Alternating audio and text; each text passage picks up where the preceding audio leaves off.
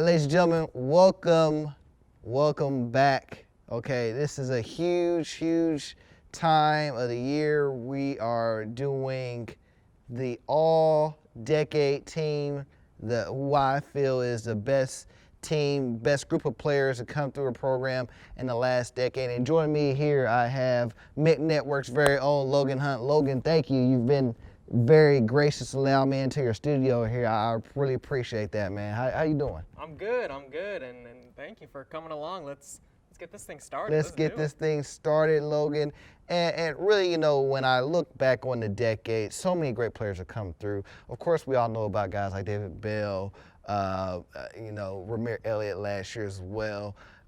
McKelty Williams earlier in the decade, years ago. But there have been so many great players that come through, and really right now as we close on 2019 and move forward to 2020, I feel like it's necessary for me to do a show to where I give props and look back at guys that came before a lot of guys on the team now. And also, we have a lot of guys on this current team on the roster here that I feel like were worthy enough of being on the all-decade team for this past 2010 to 2019. Absolutely, and when you think about war in football, a lot of times you think of Dexter Taylor, Desmond Tardy, Darren Evans, Jeremy Finch. I mean, those are maybe the first four names, excluding Jeff George, that come to mind right away. Absolutely. In the modern era, high school football, Warren Central, yes, those are definitely the Mount Rushmore. Exactly. But now we're talking about this decade. So Correct. there are going to be some guys on there that maybe you haven't seen on some other lists that are going to actually get some congratulations and some recognition that they rightfully deserve. Yes, and a lot of these guys from 8-9 years ago, some people may have forgotten, which is sad, but you know what? Me, true word football, I don't forget. We know you don't forget. So let's get this thing started. For a team to be successful, it all starts in one area, all right? And that area is the trenches. You got to go to the muck, the mud, the trenches, get down deep and dirty. And I really hate that a lot of times nowadays we don't play on grass fields and stuff, so our players don't really get to feel the mud and the elements in the games. But that all terminology stays the same. And I wanted to start off with the offensive linemen, who I feel like were the best offensive linemen from this decade. And instead of choosing just five, I really didn't want to limit it to that, because we've had so many great offensive linemen come through this decade. And as you see, as we pull it up here on the picture, this group of guys right here, from Jake Wellman, who was on this year's team, all the way to Kiero Holtz, that was the senior, went to North Carolina on the 2010 team. So many great players through there. Deshaun Bond ended up having a tremendous career. Started a year for the Colts. Did fantastic things for them at Cincinnati when he was there. Dwayne Trotter-Brown recently graduated, was a starter at Eastern Michigan and at Bethune-Cookman. A great player right there. And then you go on, you have a guy like Zach Ransdale-Sanders, who was one of the best offensive linemen, really stepped up when another guy that was on the list, Justin Britt, went down with a terrible injury during his senior season, and really Justin helped guide Zach to being the great offensive lineman that he ended up needing to be for our team last year. Right. And so, you have guys like that. Michael Tolliver, another great one from the early 2010-2011 season, as well as Antonio Freeman was another great player for us, as a two-time all-mix selection.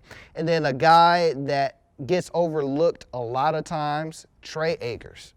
And for people that don't know who Trey Akers was a starting offensive lineman, starting center on the 2013 state championship team. And he did that, I believe, as a sophomore. Just absolutely incredible. I think him and Jason Ayebuwaga are probably the two guys that can probably say that they started a state championship game as a sophomore in Warren Central history. Just phenomenal individual right there. He went on to have a great career at Franklin. Another guy I really like on here, he's known very he's known as Duder, okay? And I knew him as this Duder for a while. It wasn't until after he was getting ready to, after season was over and really he was getting ready to be done with high school. It's like, what is your real name? Why does everybody keep calling you Duder? But Demarie Andrews was a fantastic player for us as well. Another great, and when you think about it, that last year's 2018 team has what? Justin Britt, Duder, of course, Zach Ransdale, and Jake Willman. That's 4 offensive linemen just from last year's team that made the All-Decade. So that just goes to show you how strong of a team last year's team was. Well, absolutely. I mean, a team that goes undefeated and is blowing out its opponents Very each and dominant, every week very through dominant, the regular season. very at least. dominant. Yes. Yeah, I mean, some people don't understand just how dominant that team was, and you had someone like David Bell, Ramir Elliott, Jaden George leading the offense. The defense did its job as well. I said, like, last year's team is an all-decade team. I mean, that's a team that when you look back, you go, yeah, that Warren Central team could have played anybody. And I thought about this closing out the decade. You know, I think about some of the best teams, and you and I have been around a lot of football from this past decade, and I think of the top 5 teams in 5A, 6A from the decade. I have to consider the 2018 Warren team the best out of all the teams from the decade. Just about everything that they did. Defensively, they were stout. Offensively, they were juggernauts. Special teams, we did some great things as well. Then next will probably be 2017 Ben Davis, 2011 Carmel team, and then our 2011 Warren team that lost to Carmel in the sectional championship game. And as I think about the 2011 team, that offensive line has 1, 2, and a third and a fourth player on there as well. So right there, 2 of our best teams from the decade have 8 offensive linemen on this list. That's crazy.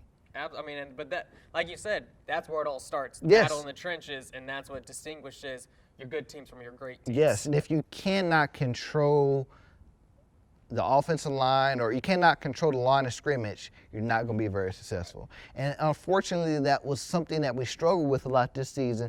But hopefully, you know, we get back to our ways. I like the classes coming in. We'll talk about that in a future episode.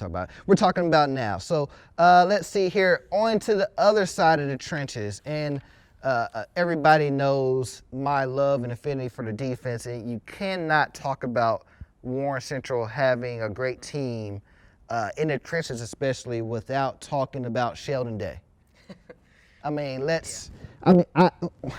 I rated him as one of the top 10 best players in school history. And I don't know what more to say. His 2 years, 2 years this decade, 2010, 2011, is still probably the best defensive line season anybody's ever had. Those 2 seasons right there are just incredible. Then you bring in a guy like Chris Harley, who had a great career at Virginia Tech in Western Illinois. Anthony Winbush, who went on to have a stellar career at Ball State.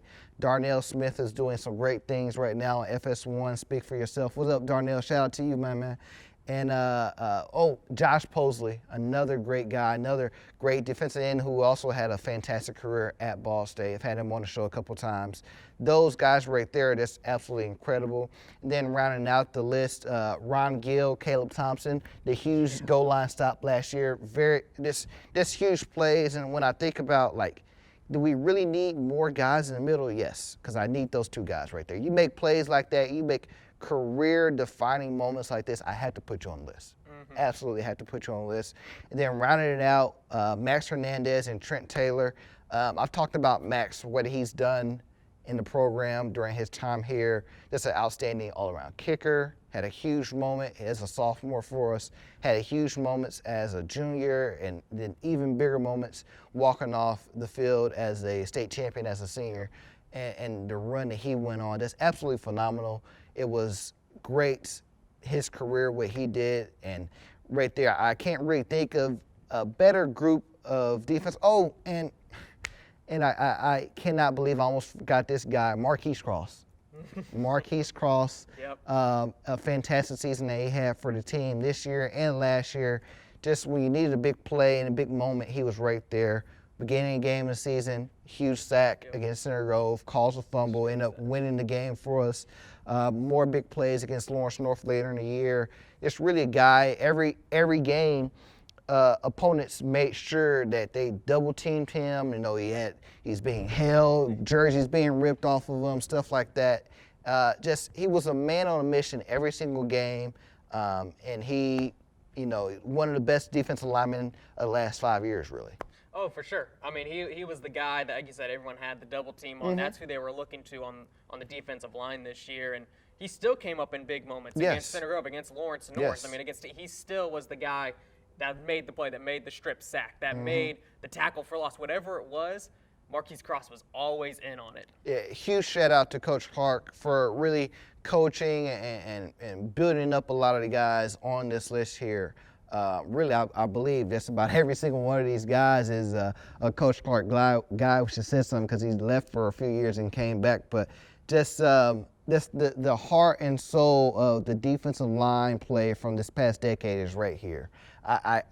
There's some guys I want to put on, but when I thought about what these guys I have on the list brought that those other guys didn't, everything worked out the way it is. So congrats to those guys on both sides of the line of scrimmage, for the offensive linemen and the defensive linemen. And you talk about the battle being one of the trenches on the offense and defensive side. When you go back to that 2012 team, that might have been the best defensive team of the decade for Warren Central, even though offensively they didn't move the ball as well as, you know, some Warrior fans would have liked. But defensively, when you look at the names on this list, they were a part of that. Yeah, it's crazy because I talked to Coach Mann, defensive coordinator now, about it, and we were talking about, you know, teams of the decade and Warren Central history, and he was like, man, how do you have, because I rated that team as a whole low, because, you know, they had some moments. We had the great moment against Carmel in the opening round of the sectional, but Raymond Epps game. The Raymond Epps game, we'll talk more about that a little bit later here, but, you know, I talked about it, and he's like, man, you know what, I don't understand how you guys just weren't getting it done, because I'm watching you guys on film, and every play, you guys were, like, all over the place. So I'm like, oh, my God, like, and I was breaking down him, and he was at LC at the time. This is before they came to Warren Central, so he was game planning against us while we're going through this, and he's seeing all of us. He's like, man, there was a game you guys were down, you guys were up 5-0 at Center Grove with like 8 minutes to go in the game. The 3-0 against Ben Davis and stuff like that. It's like, that defense right there was just unholy. And it's like, when I think of that team and like the defensive players, really, like, I mean, I probably have 5 players, easily 5 players that were a part of that defense that are on this list right now, maybe more, really, but that defense was just incredible that year. They led to a lot of success that we would have in 2013, so, you know, it's very incredible. We've been blessed on the defensive end, not just this decade, but for a long time. You know, I've always said Warren Central's defensive history is better than any other program anywhere else. I'll go to bat with that over anybody. I know even before you got the actual blood belt, the turnover belt, I remember getting the red belts. I remember seeing guys, I mean, it was coveted to have a red belt and walking around school with that, and that was something I think that helped the tradition of the defense here. It just showed that you were seen as a leader, a guy that could be counted on in those big moments and key plays in the game, because, you know, you're going out there for blood. You're a starter on our defense. Defense is the first line of defense. You know, if we want to go out there and be successful, offense can score as many points as they want. If the defense isn't holding up their end, what's it all for? Exactly. You know? So, you know, that's that. But I've talked about the blood belts a lot. Let's get to what people always love, our offense. You know, chicks love scores, chicks love points and stuff like that. And these guys right here, flipping over to the offensive weapon guys. Of course, Jaden George at quarterback, I think, is probably the best quarterback of the last decade, followed by Kyle Fonts, Jeff George Jr., his brother, and Zach Sumeyer. Sumeyer is a guy that didn't make my cut on the top 50 list, but when I look back on it, it's like, man, I wish I could have 50 plus 1. Because he was definitely a really good guy, threw the ball perfectly, like all over the field. And when I think about him, I think about his fantastic late game against, I think it was St. X, deep Hail Mary, played David Bell, and the touchdown that caused and all the commotion and drama that caused for those guys over there in Cincinnati. And this had a terrific 2016 season for us, and he's just phenomenal quarterback, phenomenal player for us, doing some great things in the military now. So congrats to you four, Zach as well.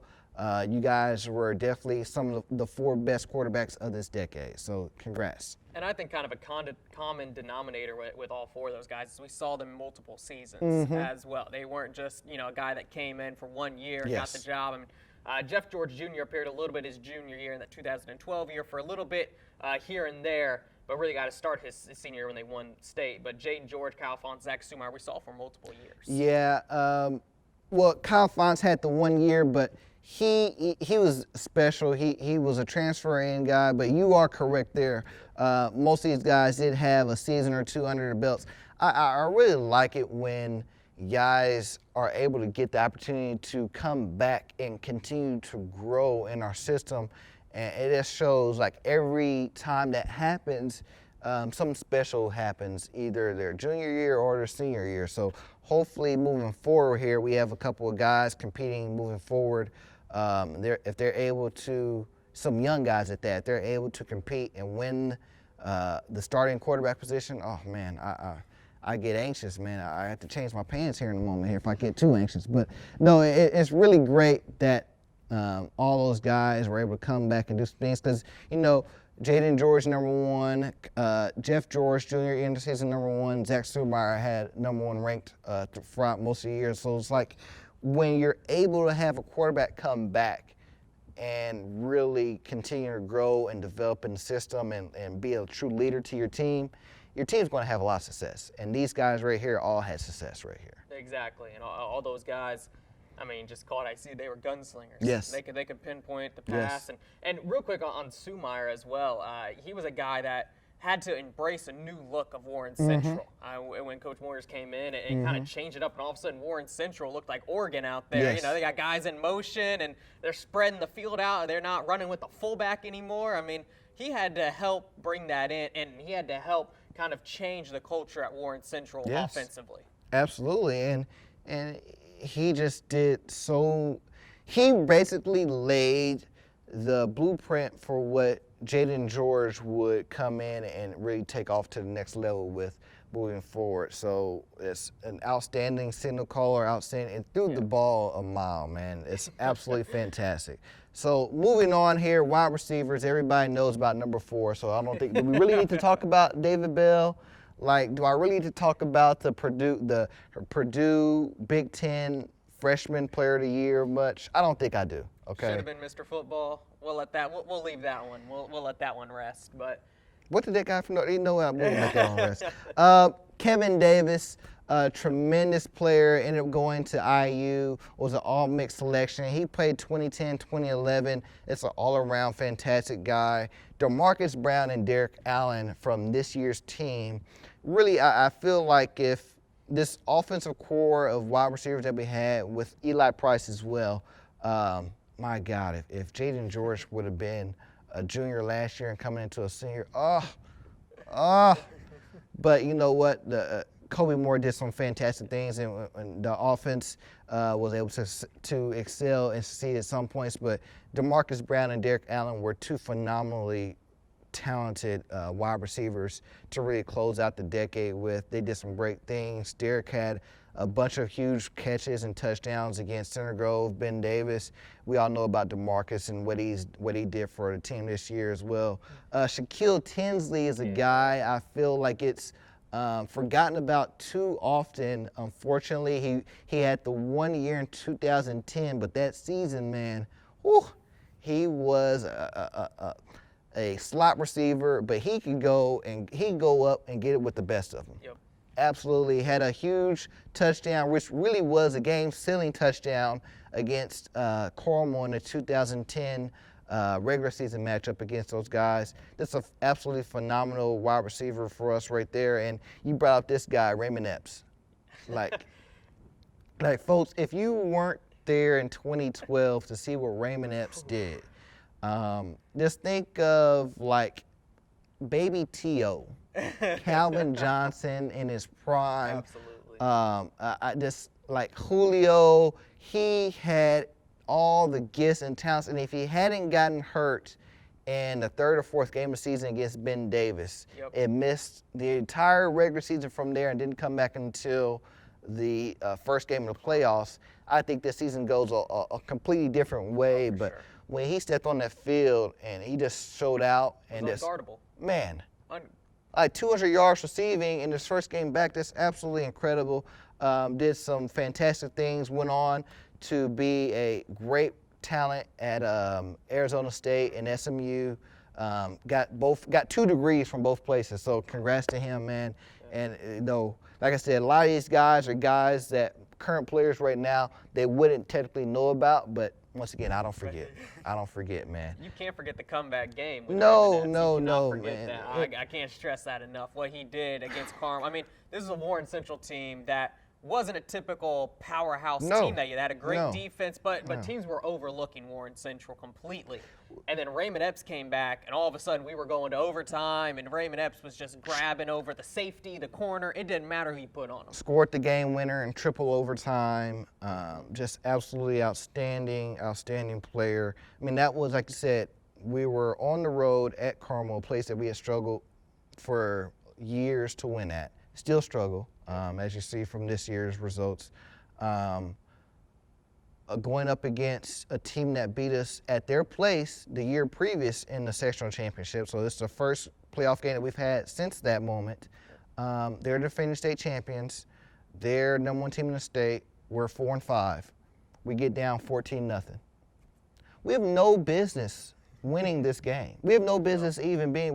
We are as good as our defense was. That was the first time we had given up a opening possession touchdown to anybody all year. And not only did they get that, they get 2 back-to-back to start the game. So boom, just like that, we're down, and right there, Raymond Epps in the second half takes over. We get to overtime and triple overtime. He scores the game winner, and history. Warrior on the all-decade team. Yeah, Warrior Legends was made that night. When I talk about Warrior Legends, that was what a guy right there made of himself. So congrats to him. Moving on to the running backs, a guy named Ramir Elliott, Tristan Tante. Those two right there. Ring a bell. Ring a bell.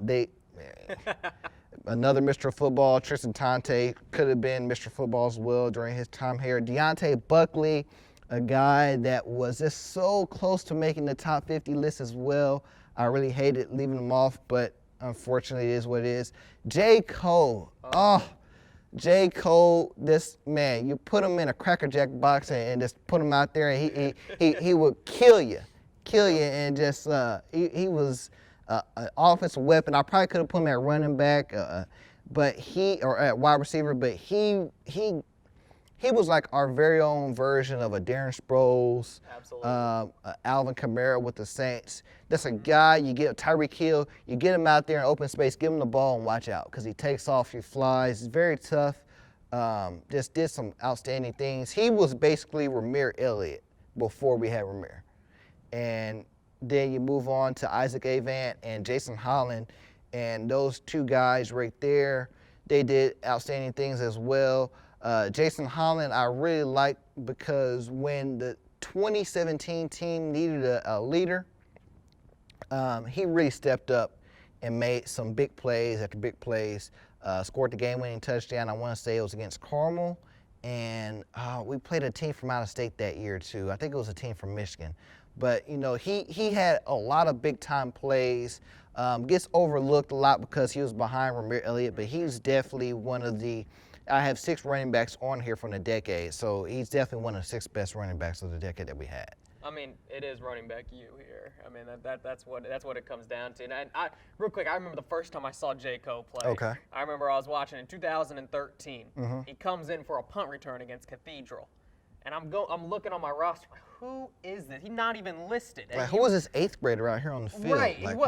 It's like they just thrown a jersey on this guy, and he was like a freshman they'd given out there to let go. It's like, I have no clue who this guy is. And finally I found him. By the time I found who it was, He'd done the spin cycle on the punt return, had juked a couple guys, and was out of there. I mean, I couldn't believe it. I said, oh, yeah, this kid's something. He was special. He was very special, and it's one of those things to where if you coming into the program now, you're going to hear the name J. Cole and be like, why is he special? Folks, find the film. I'm going to try and find some film of these guys and put it all together eventually and put it on there. But J. Cole is definitely one of the most talented guys of the decade. You put him, David Bell, Ramir Elliott, those are, I mean, you put the ball in their hands, you watch out. You get like Tio says, get your popcorn ready and just watch what they do with it. But yeah, he was very special. He was very special. And when you have so many great offensive linemen come through the program like I have from this decade, you're going to have some talented guys at running back. Like Tristan Tonte, Tristan Tonte had like 40, he scored 40 more points than the second leading person of that season, and that was David Bell. Like Tristan Tonte was everything for that 2016 team. Like he was a boss hog when it came to the ball, man. That's tough as nails, and I know he just had a tough one this past week with his Marion Knights. They came up a little short in the national championship game, but he's going to do some great things next year as a senior. But right now, that's offensive weapons, quarterback, wide receiver, running back. Think I left anybody off? Not that I can think of off the top of my head. I mean, these guys, it's always a tough list to make, but when you break it down by position, I mean, these are the guys that instantly come to your head first. Yes, absolutely, absolutely. Moving on here, and last group of offensive people I want to talk about, offensive X factors, okay? Dean Tate. Absolutely. Kobe Moore.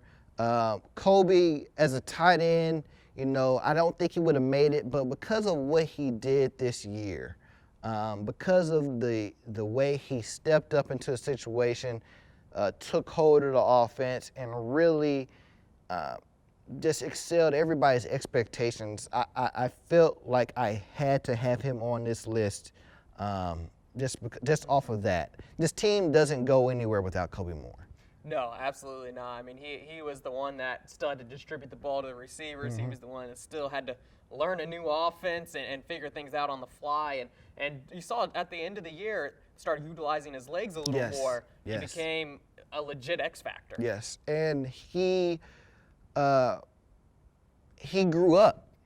Like I don't think he understood the pressure or what it all took to lead a team like Warren Central as a quarterback. I've always said that being a quarterback at Warren Central is one of the most prestigious positions anywhere in high school football. Like, you can say you're a quarterback at, you know, Hamlin Heights or, you know, Carmel and stuff like that. People are like, oh, okay. You say you're a quarterback at Warren Central. Oh my God, you're talented, because you got to be very talented to lead a group of athletes and a group of your peers like greats that have done in the past here. And Kobe Moore, he really did. And even down to the last play, the last game against Center Gold, he was still fighting. Mm-hmm. And that's all the heart I can really say, or really all I can say about Kobe is that he had so much heart, and just what he did was phenomenal. I'll always remember it. Dean Tate, another guy, when he stepped in when Jaden got hurt in 2017 and started playing a lot more quarterback. Whew. Oh, man. Another, just like J. Cole, you put the ball in his hands and watch out. Yep. He threw the ball very well, had some great weapons to throw to, like David Bell. He did some phenomenal things on here as well. Was a great wide receiver, ran the ball very well as well when he was put in that position. Just all around great talent. Tight ends, Montrez Stanley, I can't leave him off. Montrez Stanley, any other year he probably comes through Warren, he may win Mr. Football. He may win Mr. Football. Zach Gegner he won Mr. Football in 2013, scored the game-winning touchdown in the 2013 state championship game. Just a phenomenal all-around guy right there. Grew up a lot from his freshman year to his senior season. So that's always great. And a guy, when I look at fullback position from this decade, there's only one fullback I can think of, and that's Dominic McFarland, man. Mac Truck is what I used to call him. You get the ball in his hands and like, oh my God, watch out, because he'll put people through walls if he has to get to that extra yard to get into the end zone. He was just very tough, man. There, outside of Darren Evans, when I think of great fullbacks in school history, Dominic McFarland is it right there. Oh, absolutely. I mean, this was a guy that didn't need the ball to make a difference. Correct. He was the one. He was the lead block for Deontay Buckley. Yes. For a year, and just that. He was the guy that was getting things done in that 2011 year. Yes, and very unselfish. Mm-hmm. Very unselfish. Worked hard in the weight room. Worked hard with the coaching staff. Worked hard under Coach Sammy Williams. Did so many great things for our team. It just when you have a guy like that buy into your program, you love the kid. And I love Dominique so much. Mac Truck, man, that's an all-around great player for us, and that rounds out just about all the offensive skill players that I have here. I'm trying to think. I didn't leave anybody off. I can't really say much more about the guys I have on here. Congrats to everybody that made it. I know some of you guys may not have thought that you were particularly good or worthy of being on it, but trust me, if I put you on the list, you're worthy. Congratulations to you guys. And moving on, let's finish up the rest of the defense. This is what I really, really love here about our program. When I put together this list, I'm going across so many names like, oh my God, I forgot about him. Oh yeah, I gotta have him. He was fantastic. And moving forward to linebackers, of course, we have the Tim Kimbroughs. Okay. Yep. Georgia came calling for a reason. Yep. Nick Temple as well. Catrell Moss. Okay. A guy that would go on to have over 300 tackles at Indiana State, one of their all-time best linebackers in program history. And real quick, it's amazing how many times we end up saying that about Warren Central guys at the next level. They're one of the best defensive guys we've ever had, or they're one of the best running backs we've ever had. Yeah. Well, yeah. I mean, they're from Warren Central. Because when our guys get the opportunity to go to that next level, a lot of them have worked so hard, either in the classroom, on the field, to get recognized. They don't waste that opportunity. Like when Notre Dame would love to have a Sheldon Day on their team right now. Like, that's how great of a player Sheldon Day was for them. A two-time captain, okay, a 4-year starter, a guy that came in and was a huge, huge player for them on a team that went to a national championship game. Right. So, like, when a guy like Sheldon Day, when a guy like David Bell, when a guy like Nick Temple and other greats get the opportunity to get to the next level, they're going to make the best of it. Yep. And talking about Nick Temple right there, Mr. Football winner at linebacker, just all-around great leader for the team. And this is a guy that only had 1 year. I mean, his senior season was 2010, so he was right there at the beginning of the decade and just did so many great things as a senior, led the #1 defense in the state that year. Just absolutely incredible. Cavi Minor, Christian Hastings off this past year state championship team. Just two outstanding guys. They both led the team in tackles. I don't know what else more you want me to say. Jordan Wallace, another great that was a part of the 2010 and 2011 team, ended up going to Indiana, and then just doing some great things there. But, I mean, these guys right here, this is, they talk about running back you, linebacker you, man, we're all great position you right here, man. So nobody else can do this. Nobody else can do this, Logan, I'm telling you. All right, and then rounding off the list, Tyen Young, Damon Wesley. Damon's still doing some great things at, Grand Valley State. Tyen Young had a great career at Tiffin. These guys right here are there's all-around phenomenal players at linebacker for us, and, they're all worthy of being part of the all-decade list, so congrats to those guys on making it. And then moving on to a group of guys that I really love, defensive backs, okay. This Javion Stanberry. Really, when I had this list, I'm not really putting it as the best ones. I'm just listing, okay, this one right here is like, when I look at the offensive linemen, when I did that grouping, they weren't as, this is the best offensive lineman. It's just groups of guys. But when I did the defensive backs, I did do it that way. All right. So Javion Stanberry, I feel, is the best defensive back of this decade. And the reason I say that is because Javion, for his height and stature, he was so technically sound. It's incredible. He never met a wide receiver he feared. I mean, just going up and battling with Richard Hamilton this past season, and just giving it his all against him. And Richard Hamilton was so frustrated at that game. This is a guy that would go on to win the Mr. Football at the wide receiver position. Right. Okay, he was so much taller and bigger than him. It was crazy. But Javion, lock. Nothing else. Was not getting it. I had to have him on here. Trey Moore, Leotis Moore III, is another one of those guys that was just like, before Javion really took over and did the things that he did, Trey Moore I consider to be the best, as long as Caleb Humphrey, who's next on here.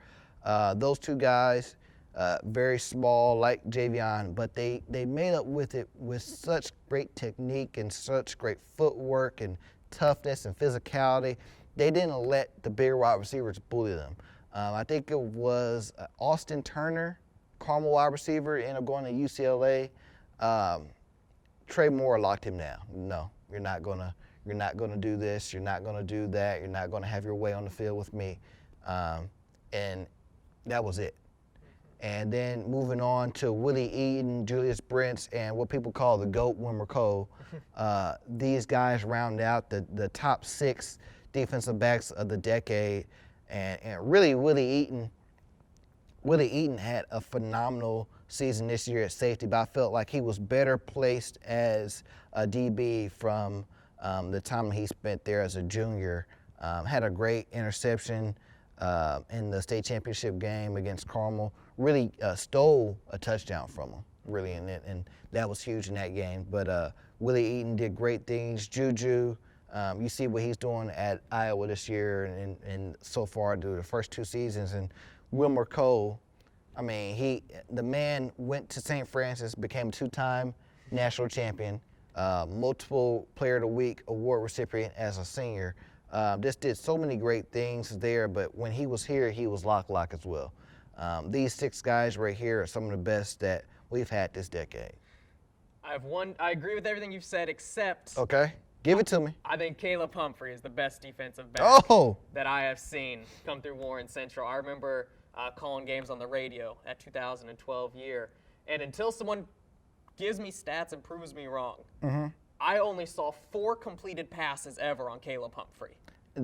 I only ever saw 4, and I remember quarterbacks not even looking his way. Yeah. They said, not looking to the left. There's Caleb. Yeah, and you know what? You have a very that's fine. That's because Caleb he was a Richard Sherman shutting down one side of the field, and Javion, I feel like, he also shut down the field, but quarterbacks took more. They took more shots. They took more shots at Javion because, I mean, look, I mean, Javion probably had 3 times the amount of balls thrown his way. For whatever reason during this season, during his career, than Caleb did. But they're both very outstanding. Absolutely. Very outstanding. Caleb, when he returned punts sometimes he did some outstanding things with the ball as well. So you're right. Caleb Humphrey is definitely one of those guys that was lock, a blood belt wearer through and through, just all around great. I can't fault you there for saying he's still one of the best that you've seen from this decade. But when you're talking about Stanberry and Trey Moore and Caleb Humphrey, you talk about those 3, I mean, pick and choose who you think's the best. I mean, all those guys, like you said, they were absolutely locked down. Absolutely locked down. And moving on here, safeties. Safety play here at Warren Central has been very special. When you think about all-time greats, you think about Jeremy Finch. But that was That was 2 decades ago, 2010s, or 2000s, 2009. But looking at this decade, McKelty Williams was the best. I don't think anybody will argue with that. Know. He played safety. He played quarterback. He played wherever. You're right. I probably could have put him at the X factor with the offensive guys. He definitely did it all. This tremendous guy. But coming in and starting for our defense as a true sophomore, just did some outstanding things for us on that 2012 team. Had a great interception as a junior in the 2013 state championship game. What more do I need to say about McKelty Williams? I mean, Notre Dame doesn't come calling for just about anybody. Exactly. All right. So you got to be a talented player to really be able to go there and play. He showed it. He did his thing, Mr. Football winner as well. So congrats to him and all success that he's had. He just recently graduated from Northern Illinois University. So congrats to him working on going to the pros. So I know we'll be talking about him later. Also, and really what I feel is possibly the best safety combo in school history, Dijon Anderson, Michael Tutsi. When those guys were out there, it was very tough for offenses to really do much of anything passing the ball. They both made huge plays. Michael, with his very first game, the pick six that he had at Center Grove, right there. Dijon had so many great plays. The game-winning interception against Ben Davis in 2016. A game that really, when I think about it, is probably, of all the games that Warren has had against Ben Davis from the decade, I could talk about the shutout game against them, 34-0, or us winning on a last play deflection in 2011. Or I could talk about, 2018's big win over them. But really, the 2016 game as a whole, when both teams came to play and it was a real rivalry game, was possibly the best of the decade. And Dijon and Michael helped really make that game memorable for us because, they made the plays down the stretch to really win the game. Dijon had a huge interception in that game. Michael had tackles all over the place. So those guys right there really, they earned their right to be on this list, especially Michael after playing only one season here. Yeah, absolutely. I mean, and a couple guys like Michael Tutsi and McKelty Williams as well, those are guys that had lofty expectations. I mean, people kind of knew their name. People expected something out of them from the minute they stepped in the door. Well, McKelty had been around the program for a while, either as a ball boy or, at the youth league, Tomahawks. His father was a coach here for a while as well. So he was always around, and then, you always hoped a guy could come in and step up and fill those big shoes, and McKelty did just that. Michael, after he spent his first 3 years at LC, he comes over here, senior season. I didn't know how well he would play over here for us. I hoped he would be able to play well. He comes out and just blows everybody's expectations through the roof. I mean, look at him now. He's a starting safety for the #1 team in FCS, North Dakota State. Right. Last 3 games in the playoffs, interception. Yep. Interception. His 7th interception of the season. He has 2 from last year where they won a state championship, where they won a national championship last year. So through his career, he has 9 interceptions. All right. They've not lost a game he's played in. The man is doing some phenomenal things, and it all started with his senior season right here at Warren Central. And then ending off the list, Randy Wells and Jordan Shine. Jordan Shine gets forgotten about because when he left here, he had an injury. He wasn't able to play at Purdue like he wanted to, but when he was here, he was a star. So yeah, get your shine on, that's for sure. He was the guy. He was. Get your shine on, okay? He was the guy. And there are a couple guys, too, from the safety list that I'm going to throw out there. All I know right. they aren't on your all-decade list, but there are a couple guys that I love watching. Well, go ahead. I want to hear some I loved names. seeing Eric Robinson-Berry out there, 2010. That was a guy who was just a monster. And Jamal Bridges. Those were a couple guys that I love just roaming back there, just whenever, wherever. They could hit you. They could pick it off. they could do whatever. They were just the ultimate safety nets back there as well. Jamal Bridges, one of my all-time favorites as well. I hated leaving him off the list. If there had never been, here's the thing, because they played so early in the decade, Eric Robinson Berry was 2010, Jamal was 2011, 2012. Let's look at the guys that played after. You have Michael Dijon and McKelty really outshine those guys. And it is what it is, and it sucks so much, but those were fantastic players for us. Eric Robinson Berry went on to Western Kentucky, did some great things. Is living out in Vegas now, doing athletics, I believe. And Jamal Bridges is a fantastic player as well for us, but just so fun to watch. It is. Just so fun to watch them. Absolutely, absolutely. Yep. And then rounding out the list here, you can't have a great team without guys that do special teams. Special people play special teams. I have 2 kickers and a return guy. Jason Ramirez, a kicker on last year's state championship team. Skylar Narig as well went on to do some great things at Wabash. And Eli Price as my return guy. The fastest guy in the state right now, the fastest guy in the school at least. That's when you put the ball in his hands, he did some very special things. And like I said, he's a wide receiver, had the game-winning touchdown against Center Grove, could have had a huge play, punt return for a touchdown against Center Grove in the playoff game that unfortunately got called back.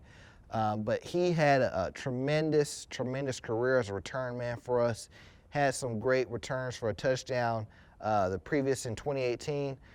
This really probably the best return guy we have in a decade. Absolutely, and I'm gonna throw a couple of other kickers out there for you. Go ahead. Obviously, Max Hernandez, we've mentioned, just does it all. Yes. He was great.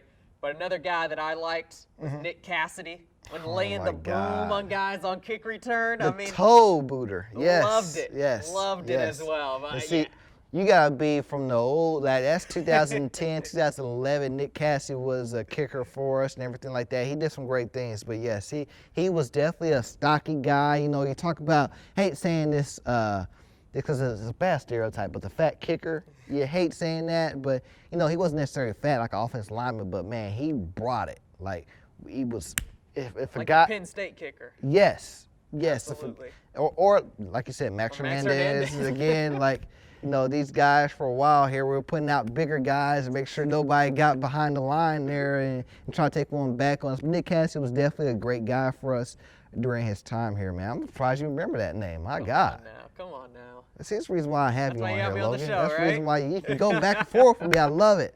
But you know what? This is when I made the list, I see a lot of programs. You usually see colleges do it. You don't see a lot of high schools do this, especially big-time colleges do it, make their top decade team. And, I was like, man, they're picking 5 offensive linemen, 2 running backs or 2 quarterbacks are doing first team. I didn't want to do all that. This team right here, you're going to have guys, from all 10 years, from all 10 teams that came through, they're going to be worthy. And like I said, I really feel like there's not a better collective of players from this decade that I didn't have on this list. And like all these guys right here, if we were to have all these guys on this team for this one season, just one, I just want one, just one. Just give me David Bell and those guys right there, just for one more season. Let's see, let's put it all together. Just give me Jaden George, Ramir Elliott, David Bell on the 2012 team.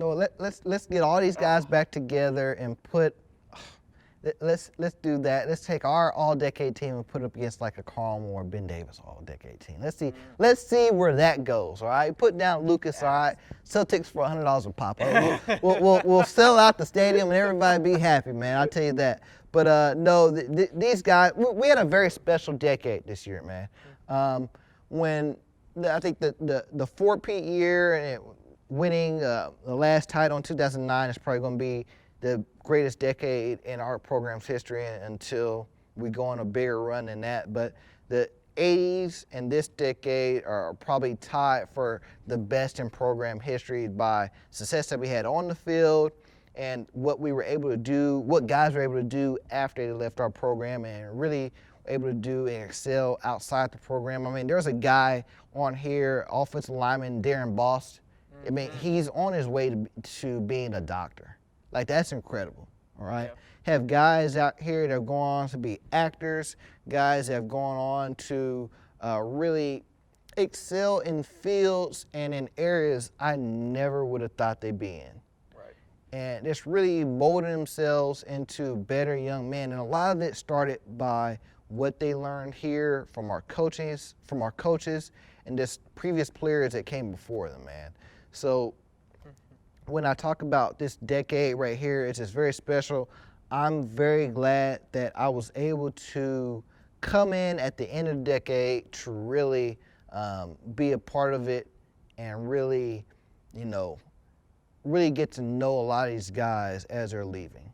Right. Because if I hadn't done that, if I hadn't done this show, so many of these guys get forgotten about, which is something I don't want anybody in our program to ever feel like, oh man, nobody cares about me anymore. Nobody cares about me anymore. That's not true.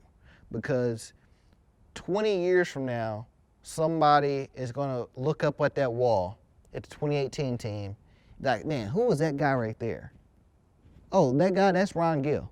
Well, why is Ron Gill special? Well, Ron Gill was one of the best defensive linemen in the last decade, the 2010, the 2019 decade. He was a starter on a team that went undefeated, had one of the biggest goal line stops in school history to send the team to the state championship, and would end up being Defensive Player of the Year for his team, not just by his peers, but by myself and True Warrior Football. Like, that's a guy I don't want people to ever forget about. And there's many people like this that come through our program that have great stories that just need to be told, and that's the reason why I'm here doing what I'm doing today. And that's why we love it. All right, well, I hope many people love it right now. I'm trying to get more people to go out there and vote for the Warriors Choice Award. Huge upset. The #1 top seed, Kobe Moore to DeMarcus Brown, got upset in a triple threat match. Jaden Perkins had more votes for his defensive touchdown than I could love the defensive boys. Who doesn't love a fat man touchdown? Right. But that was a huge play as well. I was very surprised. The reason why I was mainly surprised because the day before, 2 days before it, it was the first one to tie. Like, there was like 4 votes for each one. It's like, you know what? We're going to advance both of them. We're going to put them into the final round. And sure enough, the play I thought was one of the biggest plays of the season, one of the biggest plays of the decade, gets beat by that. So, hey, that's what people voted on. That's what it's for. So, looking forward to, I think, hopefully I'll be done by New Year's. Yeah, I'll definitely be done by New Year's. So, it's fun, man. Doing this is fun. It gives people opportunity to, root for what they feel is the best play and stuff like that, and vote for the people they like. Absolutely. You want to get one little fan interaction and stuff like that. So make sure you guys go out there and vote on Twitter, True Warrior Football, Twitter page right there. Make sure you follow us on Facebook. This video right here is going to be on YouTube here just in a few moments. Thank you once again, Logan. I appreciate it. No problem. Oh, man, it's been fun. And as always, ladies and gentlemen, Warrior Band, take us away.